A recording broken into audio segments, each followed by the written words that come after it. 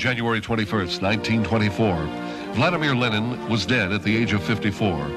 Thousands of mourners braved freezing cold temperatures to pay their last respects to the man who was the founder of the Russian Communist Party, leader of the Bolshevik Revolution of 1917, and the first head of state of the USSR. Lenin's political career began with his devotion to revolutionary activities. In developing what would later be called Leninism, he studied the issues of revolutionary change in Russia from a Marxist perspective. In adapting Marx's views of a proletariat class revolution to Russia, Lenin advocated the importance of an elite party which would lead the uneducated workers. In 1903, Lenin organized the Bolshevik wing of the Russian Social Democratic Labor Party, and he ran the Bolshevik Party in its elitist fashion. Lenin became a masterful politician, and he played a key role in the failed 1905 uprising. In 1917, following Lenin's lead, the Bolsheviks refused to support Russia in its war efforts. Lenin denounced World War I as a fight among imperialist powers for control of the labor of the undeveloped world. He believed that Russia's defeat would actually be beneficial, since it would weaken the monarchy. Having spent years laying the foundation, Lenin returned from exile and successfully brought the Bolsheviks to power in 1917. When the monarchy was overthrown, Tsar Nicholas II was exiled and later executed by the Bolsheviks. On November 7th, the first Soviet government was formed with Lenin at its head. He consolidated Bolshevik power into the Russian Communist Party, established a secret police, and reformed the economy along Marxist principles. Lenin was confronted with civil war, famines, epidemics, and protests. When he realized the Russian Revolution would be endangered without greater support from the peasants, he introduced the new economic policy which gave peasants more control over their land and goods. On May 25, 1922, Lenin suffered a stroke and after a long illness died. He was succeeded by Joseph Stalin. The former capital city of St. Petersburg was renamed Leningrad in Lenin's honor. On the 3rd of April 1922, Stalin was named the General Secretary of the Communist Party of the Soviet Union. Lenin had appointed Stalin the head of the Workers' and Peasants' Inspectorate, which gave Stalin considerable power. By gradually consolidating his influence and isolating and outmaneuvering his rivals within the party, Stalin became the undisputed leader of the Soviet Union, and by the end of the 1920s, he established totalitarian rule. In October 1927, Grigory Zinoviev and Leon Trotsky were expelled from the Central Committee and forced into exile.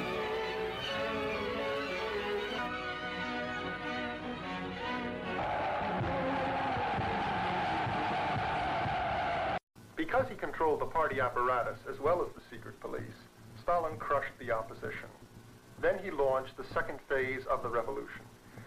It had two main objectives: rapid development of heavy industry and collectivization of the nation's peasants and farmland.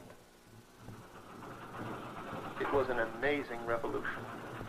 Here was a government trying to plan and carry out the complete transformation of the economy in 5 short years.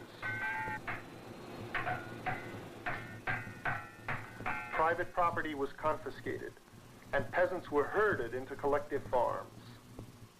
Threats and promises whipped the industrial workers into a frenzy of activity. No effort was spared by the state. The nation was transformed into a working camp. Hundreds of thousands of people who did not obey state orders were deported or executed. Women were pulled out of their homes and put to work in industry. Only those who worked would get bread, and not much of that either.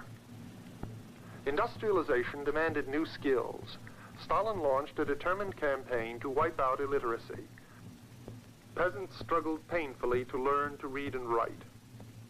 Few potential sources of labor or brain power were left untapped. There were some spectacular results, and the party made much of them.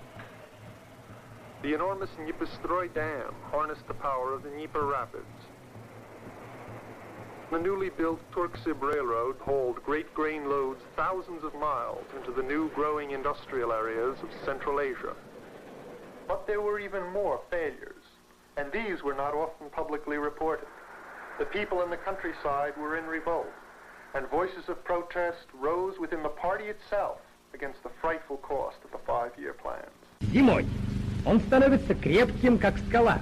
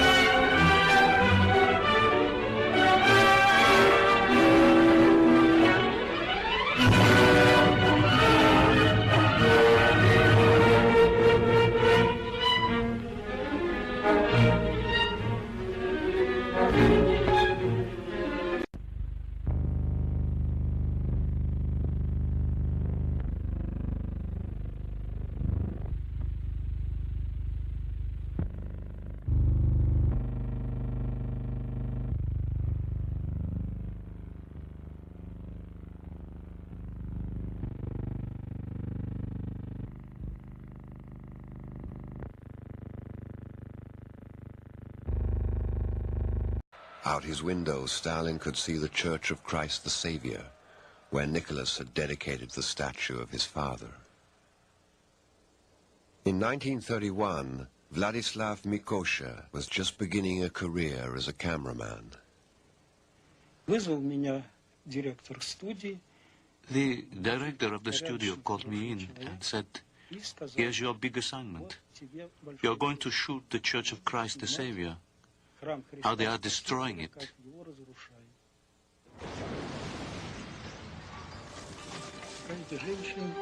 I've been asked, why didn't you refuse? Why didn't you protest? I was just a boy, and to disobey an order meant to lose everything.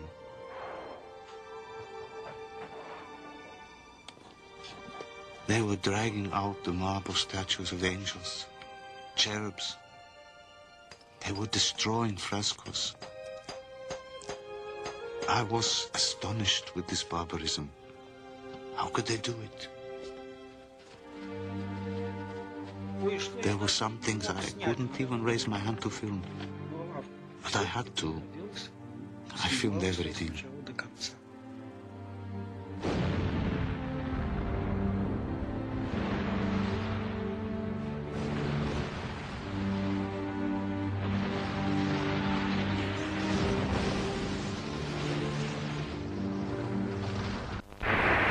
Finally, the day came.